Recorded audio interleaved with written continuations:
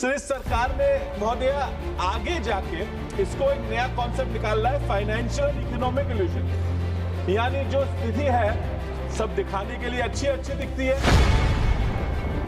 Gas के बढ़े हुए दामों पे जो खर्चा हो रहा है या जो और खर्चे हो रहे हैं, अब केरोसिन मिल नहीं रहा तो वापस चूल्हा फूकना पड़ रहा है। इनके लिए टैक्स के इस फाइनेंस बिल में आपने क्या नया दिखाया? सर तीसरी सरकार करके एक बहुत बड़े जादूगर थे, उन्होंने ताजमहल गायब कर दिया। सर इस सरकार ने ये जादू के इल्यूजन से सर गरीबी हटाने का नारा बोल दिया। इनकम टैक्स में 1.26 लाख करोड़ का शॉर्टफॉल आया, जीएसटी में 1.31 लाख करोड़ का शॉर्टफॉल आया, तो कुल मिलकर 1 करोड़ 92 लाख का ग्रॉस टैक्स का रेवेन्यू में शॉर्टफॉल आया। इतनी बड़ी गलती सामान्य भूल नहीं हो सकती। धन्यवाद महोदय।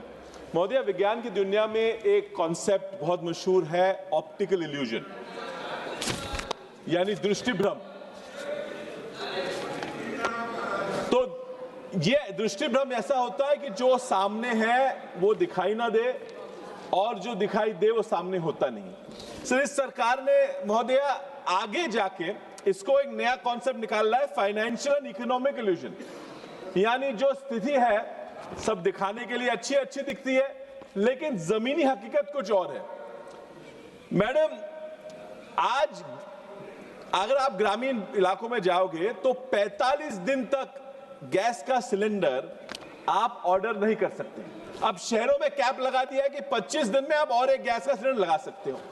तो ग्रामीण भागों में जहां अभी भी एकत्रित लोग रहते हैं, शहरों में तो न्यूक्लियर फैमिली होगी, 2-2, 3-3 लोग रह जाते हैं, शहरों में अभी भी ग्रामीण में अभी 10-10 लोग एक ही गैस के सिलेंडर पे आज रसोई पकाते हैं। तो अब ये सरकार ने क्यों किया?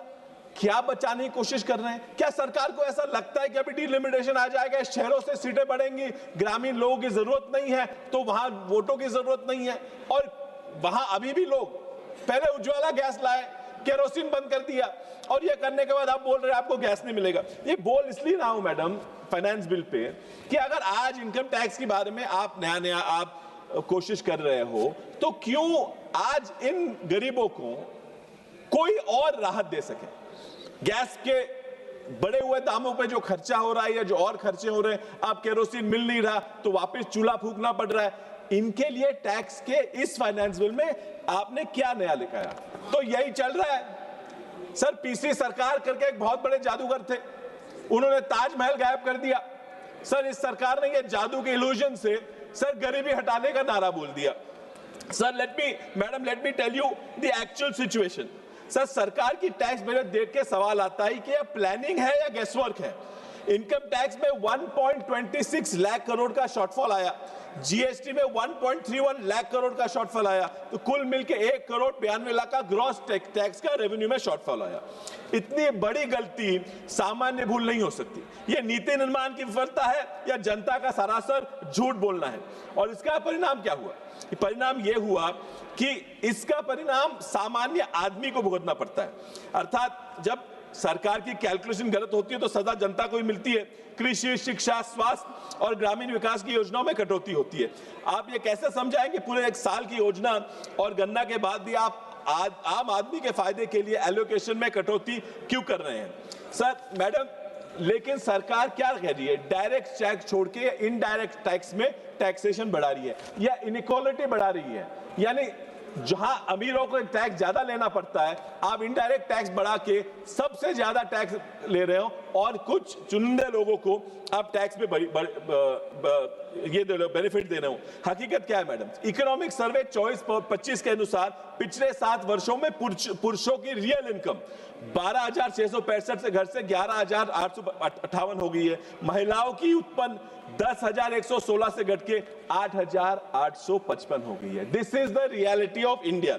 Household debt to GDP ratio is now at 41.3%, up from 38.3%. So RBI said that household borrowing pattern has changed.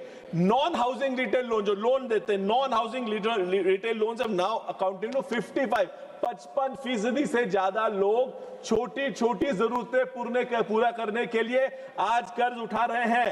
ये एक बहुत बड़ी शोकांतिका है। इसका मतलब ये हुआ कि लोग रोटी कपड़ा भी आज खुद के आय से ले नहीं सकते। भारत की अर्थव्यवस्था की बड़ी ताकत हमेशा हाउस होल्ड सेविंग्स रही है। हाउस होल्ड सेविंग भी अगर आप यहाँ पे देखें कि 36-38% जीडीपी हुआ करती थी, आज घटकर 30% हो चुकी है। So this is a problem. I don't want to take too much of your time madam, and I understand that we are on the tax bill. So इस फाइनेंस बिल में जब मैं पढ़ता हूं तो यही सवाल बार बार आता है कि इसमें आम आदमी के लिए क्या दिया गया।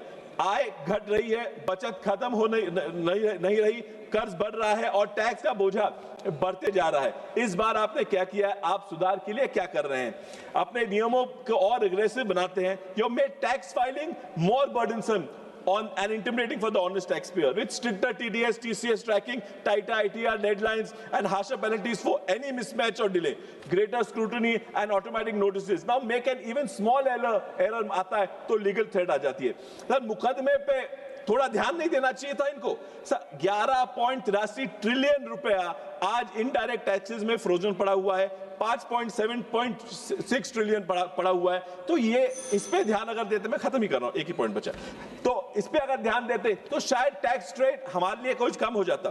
एक और चिंताजनक बात है टैक्स एडमिनिस्ट्रेशन के अनरिस्ट्रेन्ड डिजिटल सर्विलेंस। ये जो डिजिटल सर्विलेंस लेने की बात करती है, इससे पूरा करके कितना एक्स्ट्रा उत्पन्न ले पाए। अननेसेसरी हर एक इनकम टैक्स के इस पे ये डिजिटल सर्वेलेंस के बारे में ये घुस के इनको तकलीफ दे रहे हैं। मैं जाते जाते ये कहूंगा अध्यक्ष महोदय, ये फाइनेंस बिल देश की आर्थिक दिशा को नहीं सुधारता, बल्कि ये बताता है कि सरकार ने तो आंकड़ों का समझाया है, ना ही जनता का तो पीड़ा कम की है। धन्यवाद महोदय। माननीय सदस्य श्री सागर खड्डे।